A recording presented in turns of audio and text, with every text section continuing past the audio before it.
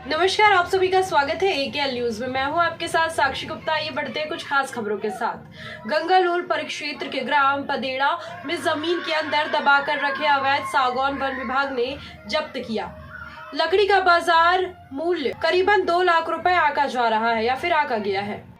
बुधवार को बीजापुर के वन विभाग एसडीओ देवेंद्र गौंड ने टीम बनाई गई थी। टीम ने ग्राम पदेड़ा के तुलसी दुर्गम के घर में दबिश देकर 255 नंग अवैध सागौन जब्त किया। लकड़ी की कीमत बाजार मूल्य के हिसाब से लगभग 2 लाख रुपए आकी जा रही है। कार्यवाही के दौरान मौके से पकड़े गए 2 आरोपियों पर प्रकरण दर्ज कर जब्त लकड़ी को कष्टागर बीजापुर डिपो में भेजा गया है। आगे की कार्यवाही जारी है। बीजापुर वन विभाग के एसडीओ देवेंद्र गौंड ने कहा कि मुखबिर से मिली सूचना के आधार पर हमने एक टीम गठित कर आरोपी के घर भेजा और मौके से दबिश देकर लगभग घन मीटर की लकड़ी पकड़ा है, जिसकी मार्केट वैल्यू 2 लाख रुपए से ज्यादा है।